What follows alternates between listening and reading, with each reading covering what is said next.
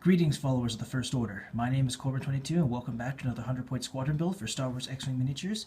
In this series, we take a look at 100-point squadron builds and discuss the competitive viability in the Star Wars X-Wing miniatures game. Tonight, I'm venturing a little bit out of my comfort zone, and I'm employing a two-ship squad consisting of a TIE Advance piloted by Darth Vader himself, and a VT-49 Decimator piloted by Rear Admiral Chiraneau. Now, the object of this build is both a combination of crit hunting and I suppose action economy? I don't know. But anyway, aboard this VT-49 is none other than Emperor Palpatine himself. Hence why I have dubbed this squadron Might of the Sith. Because we got Darth Vader piloting his ship, and then we got the Emperor as a passenger aboard the VT-49 here, piloted by Rear Admiral Chiraneau. And both these guys are able to take more than one action in the same turn, and just in case Rear Admiral Chiraneau happens to miss an attack, then he can attack again with an onboard gunner. So, enough of that, let's look at the build itself. Total squadron point cost of this build comes to about 98 points, so if you were to use this build, you would most likely get initiative unless someone had 98 or lower. We'll start with the starfighter of the build. We have here Darth Vader. Coming in at a pilot skill of 9, he flies the Sinar Fleet Systems TIE Advanced X1 for the Galactic Empire. He has the standard stats of a TIE Advanced. He has an attack value of 2, agility value of 3, a hull value of 3, and a shield value of 2. His action bar consists of the Focus, Target Lock, Barrel Roll, and Evade actions. It costs 29 points to field. And his upgrade bar consists of an Elite upgrade, a Missile upgrade, as well as an unlisted tile modification. His pilot ability reads, during your perform action step, you may perform 2 actions.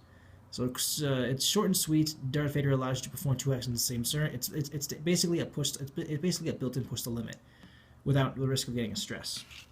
It's arguably one of the best TIE Advanced pilots to fly. And why would you want to fly him? He's the Dark Lord of the Sith. And for his title, we've given him a TIE X1, coming in a squad point cost of 0. It reads, I'm gonna get this to focus. Come on. There we go. It reads, your upgrade bar gains the systems upgrade icon. If you equip a systems upgrade, its squad point cost is reduced by 4 to a minimum of 0. So, as I've said time and time again, this is practically a must for every TIE Advanced pilot out there. You get a free system upgrade, pretty much, except for if you put on the advanced target computer. And yeah, it just makes the TIE Advanced that much more deadly and more competitively viable in the game. For his modification, I've chosen a Twin Ion Engine Mark II. Comes at a squad point cost of 1, and it reads, you may treat all bank maneuvers as green maneuvers. So this is almost like with the TIE Advanced or TIE X1 title, is practically a must for all of the heavy TIE ships, this includes the TIE Advanced, the TIE Punisher, the TIE Bomber, and the TIE Defender. Any heavy ship that has like less than 4 green maneuvers or can't make a hard turn without getting your stress or whatever. This is basically a must for almost every TIE out there, save for the TIE Interceptor and the TIE FO. For his Elite upgrade, I've chosen Push the Limit, which states once per round after you perform an action, you may perform 1 free action on your action bar, then receive a stress. So for a squad point cost of 3, Vader can now perform 3 actions in the same turn.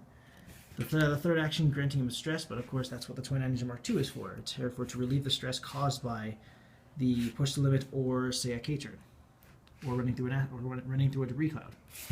For his free system, or somewhat free system, I've chosen Advanced Target Computer. It's a TIE Advanced only. It comes with a squad point cost of 5, but with a TIE X1, it's down to 1. It reads, when attacking with your primary weapon, if you have a target lock on the defender, you may add 1 crit result to your roll. If you do, you cannot spend target locks during this attack.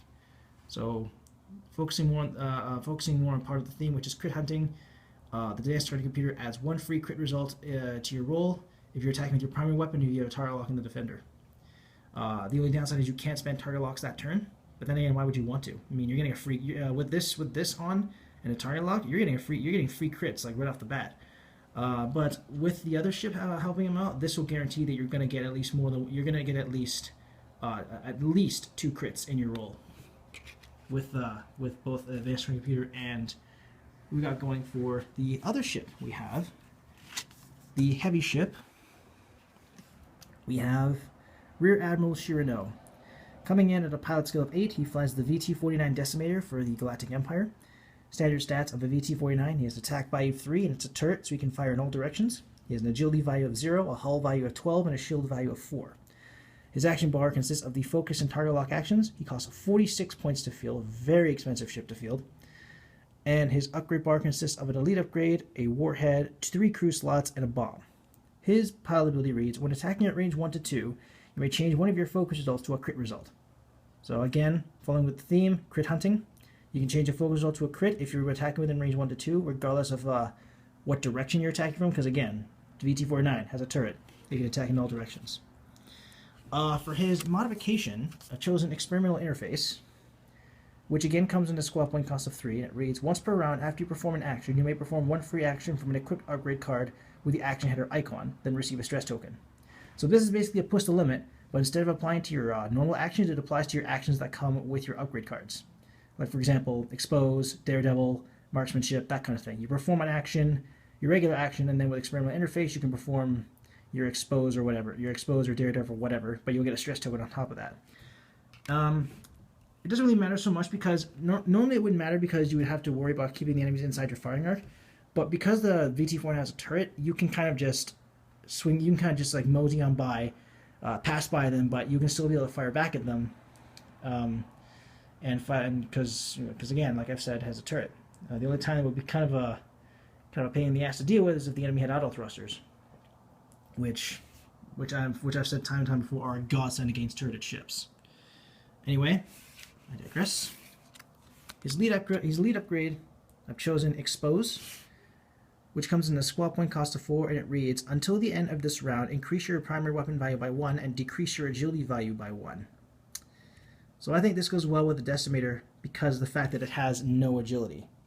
So it's pretty much like you've got everything to gain but nothing to lose with this.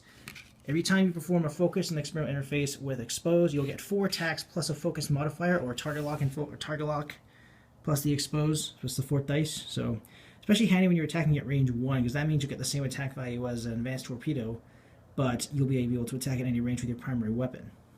And then of course, for his first crew slot, I've chosen Emperor Palpatine. Coming in at a squad point cost of 8, he also costs 2 crew slots to upgrade field. And he states, once per round you may change the friendly ship's die result to any other die result. That result cannot be modified again. So Palpatine, this is where the kind of theme comes into play. Vader attacks, he has an advanced targeting, he has an advanced targeting lock on the guy. He rolls, say, hit in a blank.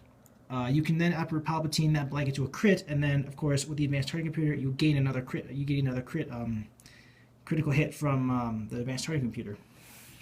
Pretty straightforward.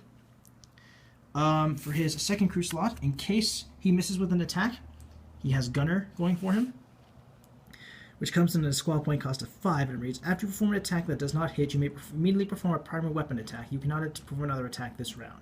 So with Gunner, you get to attack twice with the Decimator, but you won't be able to attack again this round. So it's a bit like it's almost a bit like Core and Horn's double tap ability, but Core and Horn's double tap ability is limited to the end phase, and you cannot attack the next round. This is not so bad. I mean, you can attack twice with any weapon. You attack with your say a secondary or equipped secondary or whatever, or primary, and then you can attack again if you miss. And then of course you won't be able to attack again this round, which is fine because, again, with Expose, it's pretty much everything to gain and nothing to lose with the Decimator. I mean, it's not going to be able to evade any dice, and it can take the punishment. So, defense should be your least concern with the Decimator. With the Decimator, you want to go full on offense right from the get-go. So this is how the Might of the Sith Squadron works, or is built. I'll show you, come back in a minute, show you just exactly how it works. Okay, we got all our ships in place. For this scenario, all the ships have already made their moves and taken their actions. Today we were attacking against a couple Rebel Scum ships. We've got Jake Farrell piloting his RZ-1 A-Wing, and we've got Keon Firelander piloting his Slating Corporal B-Wing Heavy Assault Fighter. The actions they've taken here are, whoops, I forgot to give Chiraneau a stress. The action we've got for him is Chiraneau, he's taking a focus, then he's used experimental interface to couple with Expose to get a stress. Jake has taken a focus action. Darth Vader has taken a focus evading target lock with push the limit. He's stressed. And Jake could say for this round he performed like say a hard 1, and he got stressed from that. Highest pod skill attacks first. We'll start with Vader. He's going to be shooting at Jake Farrell at range 1, I think that is.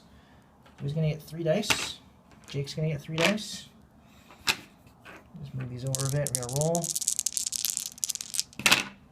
Okay, perfect. So, I am going to change this blank to a critical result with Emperor Palpatine. Like that. And then Advanced Target Computer adds another crit result because I have a target lock on Jake. And that's 2 hits and 2 crits. Jake is going to be really hard pressed to defend himself. Jake has an evade and a focus. He'll spend the focus. And he'll take the 2 shields from the crits. So Jake is now stripped of his shields because those 2 canceled the hits. Whoops, but the crits are still there. Now we have, we're going to have a Chiraneau finish off Jake at range 2, I believe that is. Yeah, range 2, but he's used exposed. So he too is going to get 4. He's going to get 4 dice against Jake's 3. And his target lock is on Keon, so he won't be able to modify. We'll have a focus. Oh no, sorry, that's Keon's target lock. My bad. So here we are with our oops. Here we are with our dice roll.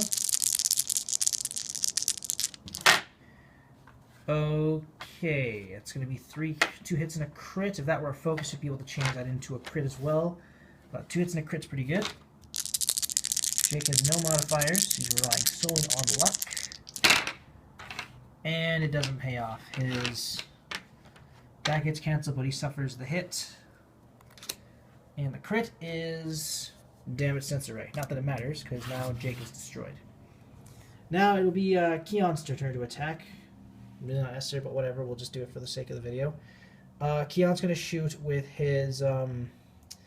He's going to shoot with his advanced torpedo, so he's going to spend his target lock. He's going to get 5 dice against Chiraneau. Chiraneau's going to suffer some pretty major damage. Oops, I dropped my dice. Where'd it go? There it is. Drop my dice, sorry. So 5 dice with advanced torpedoes. He's got a stress, but he can use that stress as a focus for his ability. Okay, we have a blank, 1 hit, and 3 a hit crit, 2 blows and a blank. Advanced torpedoes change that to a blank, or change to a focus. He then spends the stress to turn all of his focuses into hits. Like that. So that's going to be all 4 of his shields gone, and the critical hit is damage engine. All turns are grid maneuvers. And that cannot be fixed. So, yeah, this is how the Rise of the Might of the Sith Squadron works. Let me know what you guys think in the comments below. Any constructive criticism is greatly appreciated. If you like, you may use this build for any competitive or casual play, or you may tweak it or revamp it to your own specifications. Again, thank you guys so much for watching. I really do appreciate your support. And remember, my loyal followers, the dark side will always be with you. Glory to the First Order.